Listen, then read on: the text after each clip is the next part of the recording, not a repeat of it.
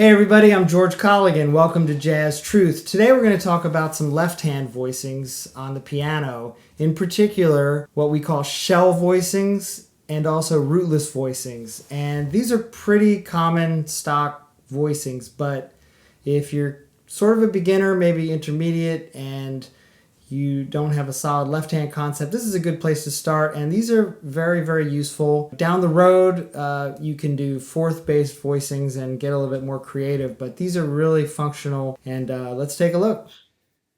Okay, we're talking about left-hand voicings, specifically rootless voicings and shell voicings. We're going to talk about shell voicings first. It's a good place to start because it involves the root, and it's usually just the root and the seventh or the root and the third. It can be the root 7 and third if you have the reach, but you don't really need it. You can just do 1 and 7 or 1 and 3 or 1 and 7. And what I like about these voicings, and you hear them a lot in players like Bud Powell and Thelonious Monk, and it kind of frees up the right hand to play in a more middle, lower middle register, you know. And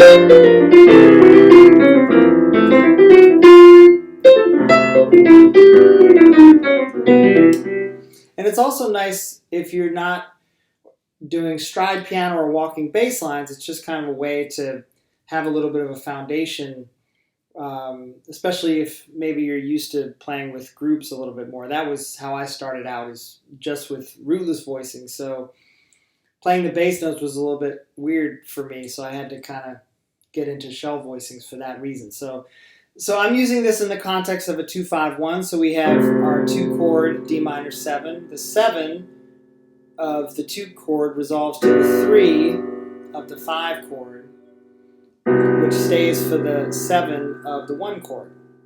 So let's do that up in half steps to just go through the keys. There's key of C.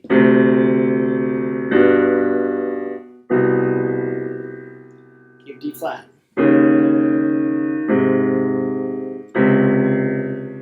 Key of D. Key of E flat. Key of E.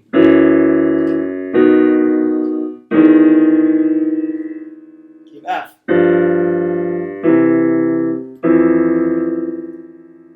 Key of G flat. Key of G. Key of A flat.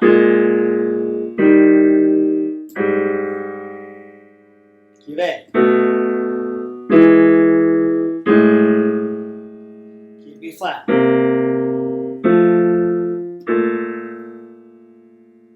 Key of B.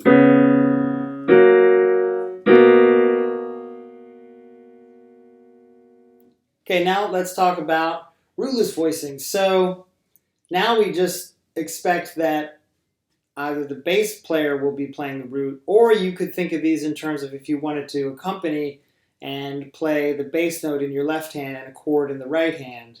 So there's 2 ways to do it right off the bat. You can either put the third in the bottom of the voicing. So if it's D minor 9, we take the third, we just stack thirds.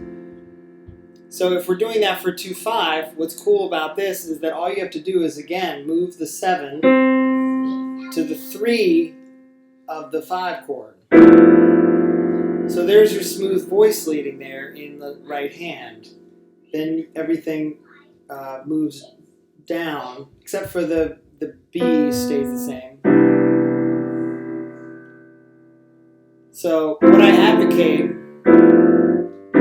is that you practice this first with the bass note in the left hand and the chord in the right hand. Then I want you to flip it and put the chord in the left hand and move your right hand over to play the bass note.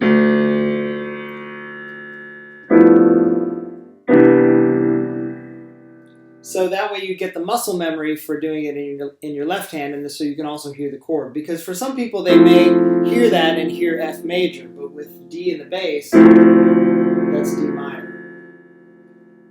So the other way to do it is to have the 7th in the bottom. So we have 7, 9, 3, 5. And then, just like before, the only note that moves is the 7 of the 2 chord to the 3 of the 5 chord. So there's your voice leading. And now the thumb stays the same and all the upper voices move down. So then eventually you'll be able to do both those according to what kind of sound you want. So let's go through it, just the 3rd on the bottom. The key of C.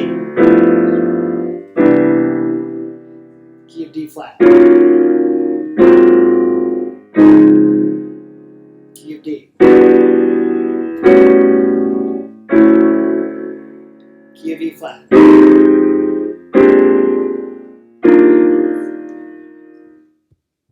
Key of E. Key of F. Key of A flat. Sorry, key of G flat.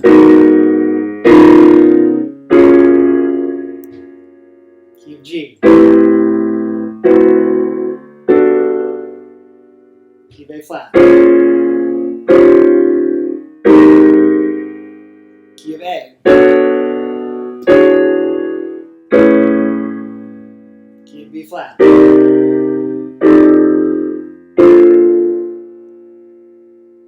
Key of B.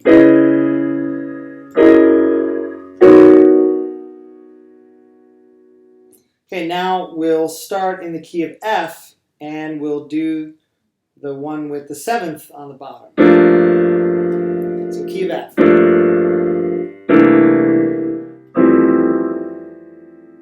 Key of G flat.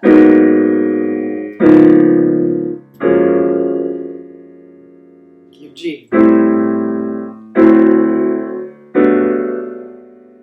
Key of A flat.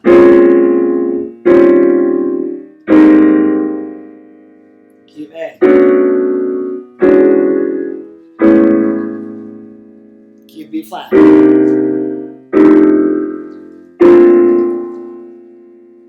Key of B.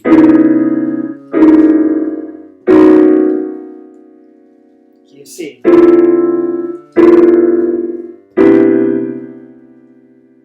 Key of D flat.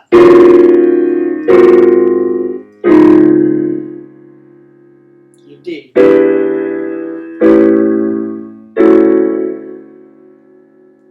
Key of E flat. Key of E.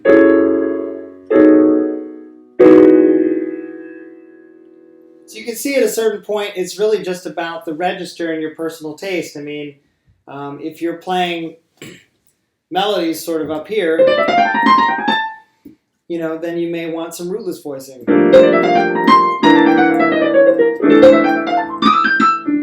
You might want it maybe higher.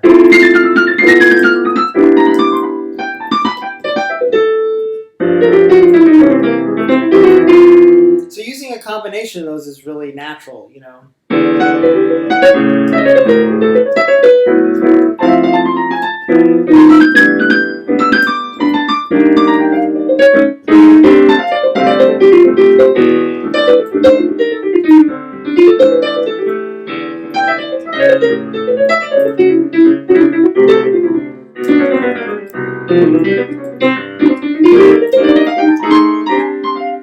So that's how I think of it, and I hope this was useful to you. Of course, you can slow it down and watch it many times. All right. All right, well, I hope that was helpful, talking about shell voicings and rootless voicings, and we'll be doing some more voicing work in another episode. So thanks for watching Jazztruth, and don't forget to like and subscribe. Thanks so much. See you next time.